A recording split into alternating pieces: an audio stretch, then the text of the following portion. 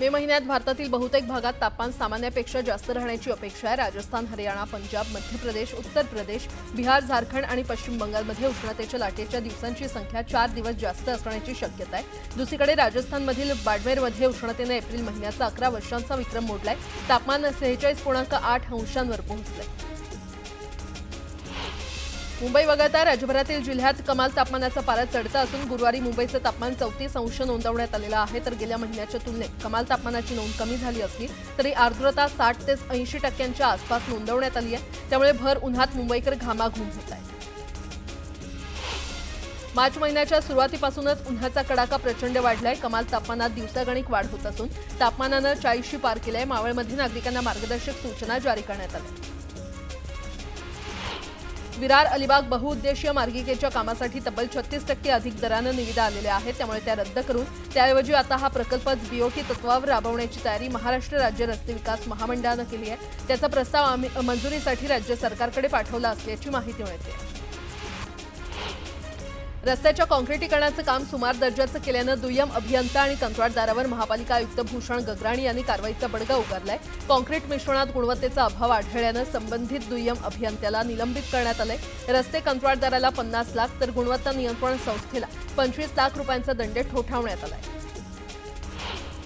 मलनिस्सारण वाहिन्या, कुंड तसंच भूमिगत गटारं साफ करताना अपंगत्व आलेल्यांना तसंच मृत्युमुखी पडलेल्या सफाई कर्मचाऱ्यांच्या वारसांना अखेर योग्य भरपाई देण्याचा निर्णय राज्य शासनानं घेतलाय।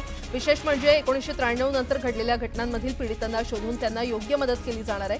नियमित कंत्राटी तसंच दैनंदिन तत्वावरील कर्मचाऱ्यांचे वारस नुकसान भरपाईसाठी पात्र असतील। मुंबई महानगर परिसरातील घर विक्रीत वाढ कायम असून त्या तुलनेमध्ये नव्या घरांची निर्मिती झालेली नाहीये। मात्र रिक्त असलेल्या घरांच्या विक्रीत वाढ झाली असली तरी मुंबई महानगरात अद्याप 3 लाखांहून अधिक घरं रिक्त आहेत। पुण्यात देखील 89,000 घरं रिक्त असल्याचा अहवाल लायसेन्स फोरास या संशोधन कंपनीनं जारी केलाय। जोपर्यंत शैक्षणिक श्रेयांक खात्याचा तपशील विद्यापीठानं सांगितलेल्या संकेतस्थळावर टाकला जाणार नाही तोपर्यंत विद्यार्थ्यांच्या गुणपत्रिका आणि पदवी प्रमाणपत्र देण्यात येणार नाही असा इशारा मुंबई विद्यापीठ प्रशासनानं एका परिपत्रकाद्वारे महाविद्यालयांना दिलाय। HMIS या इंटरनेट सुविधेसाठी वैद्यकीय शिक्षण विभागाकडून 32 कोटी 21 लाख रुपये देण्यात आलेत। ही प्रणाली कार्यान्वित करण्यासाठी आवश्यक असणाऱ्या 5 वर्षाच्या इंटरनेट सुविधेसाठी 32 कोटी 21 लाख रुपयांच्या खर्चाला वैद्यकीय शिक्षण विभागानं मान्यता दिली आहे। आरटी अंतर्गत तिसऱ्या प्रतीक्षा यादीचे प्रवेश घेण्यासाठी 7 मे पर्यंत अंतिम मुदत आहे असं सूचनापत्र प्राथमिक शिक्षण संचालनालयानं जारी केलेलं आहे। प्रतीक्षा यादीतील सर्व प्रवेश हे 7 मे पर्यंत पूर्ण होतील याची स्थानिक प्राधिकरणांनी नोंद घ्यावी असंही सूचनापत्रात म्हटलं। 2025 पर्यंत भारतात सोन्याची मागणी 700 ते 800 टनाच्या दरम्यान राहू शकते असा अंदाज WGCनं व्यक्त केलेला आहे। 2025च्या सुरुवातीपासून सोन्याच्या किमती 25% वाढल्या असून प्रतितोळा 1 लाखांपर्यंत पोहोचलेल्या आहेत। त्यामुळे ग्राहकांच्या सोने खरेदीच्या पद्धतीत बदल झालाय असं अहवालात म्हटलंय।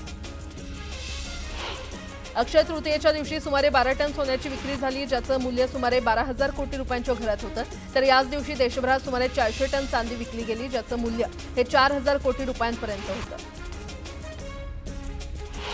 IIT मुंबईच्या 1998च्या बॅचनं संस्थेला 57 कोटी रुपयांची देणगी दिलेली आहे। ही देणगी संस्थेतील विद्यार्थी आणि प्राध्यापकांच्या विकासासाठी, संशोधनासाठी तसंच पायाभूत सुविधांच्या उभारणीसाठी दिली जाणार आहे।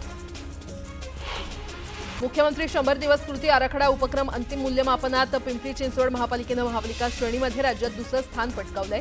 गुणवत्ता परिषदेनं घेतलेल्या मूल्यमापनात पिंपरी चिंचवड महापालिकेला 100 पैकी 85.71% गुण मिळाले असून उल्हासनगर महापालिका प्रथम क्रमांकावर आहे। नवी मुंबईमध्ये भारतीय आंब्यापेक्षा आमरसाला जगभरातून जास्त मागणी आहे। निर्यात होणाऱ्या आंब्यापेक्षा दुप्पट आमरस विविध देशात पाठवला जातोय। गेल्या वर्षी तब्बल 60,200 टन आमरस निर्यात होऊन त्या माध्यमातून 624 कोटी रुपयांची उलाढाल झाली आहे।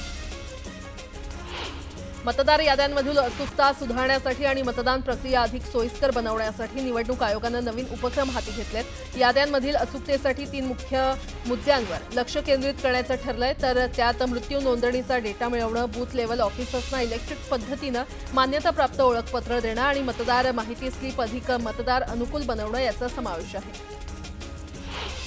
देशाच्या तिजोरीमध्ये मोठी भर पडली। एप्रिलमध्ये भारताचं जीएसटी संकलन विक्रमी 2.37 लाख कोटी रुपयांवर पोहोचले जे गेल्या वर्षीच्या याच महिन्यातील 2.10 लाख कोटी रुपयांपेक्षा 12.6% जास्त आहे।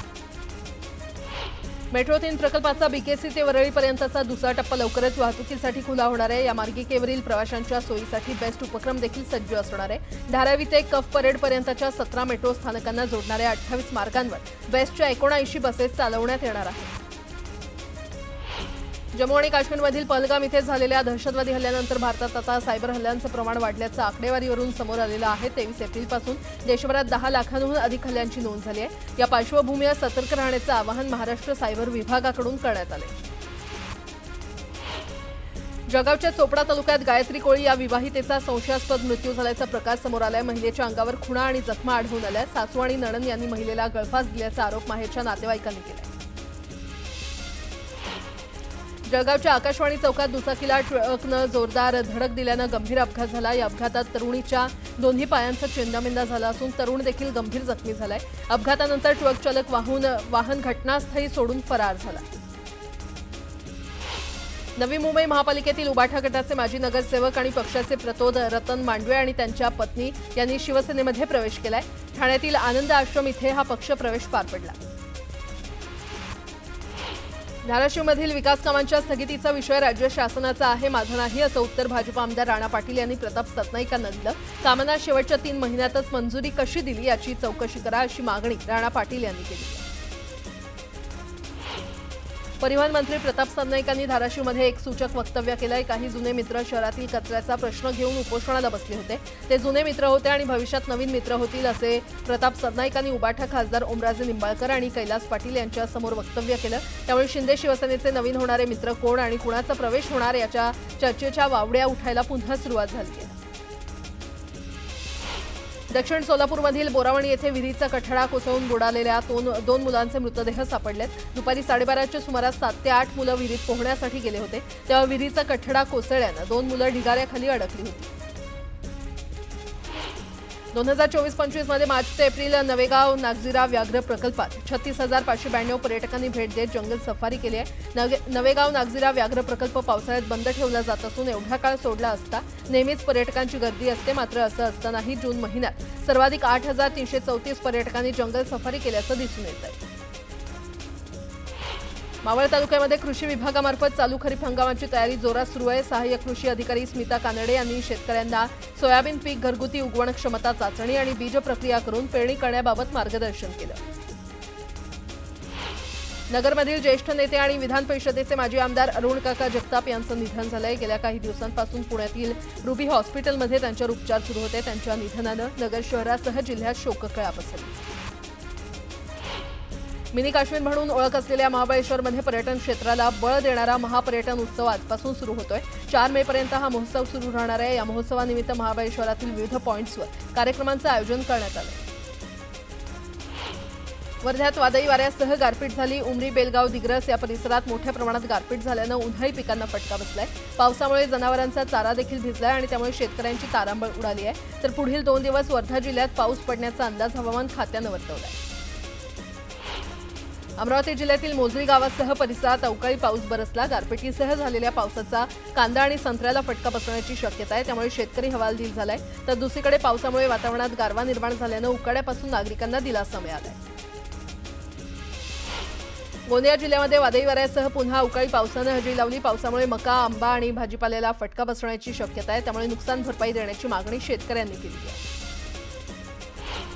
रत्नागिरी जिल्ह्यातील दापोली या धरणाच्या कामाला वेग आलेला आहे। धरणाच्या कामात शेतकऱ्यांच्या शेतातून बेकायदेशीरपणे उत्खनन होत असल्याचा आरोप शेतकऱ्यांनी केलाय। तातडीनं उत्खनन थांबवण्याची मागणी शेतकऱ्यांनी केली आहे। रत्नागिरीच्या दापोली शहरातील गटारीचं पाणी जोग नदीमध्ये सोडलं जात आहे, यामुळे नागरिकांचे आरोग्य धोक्यात आलेलं आहे। गटारीचं पाणी नदीत सोडणं बंद करण्याची मागणी नागरिकांनी केली आहे। अहिल्यानगरच्या कोल्हार भगवती परिसरात बिबट्याचा वावर आढळलाय। यावेळी शेतात लावलेल्या पिंजऱ्यामध्ये बिबट्या अडकल्यानं नागरिकांना दिलासा मिळाला।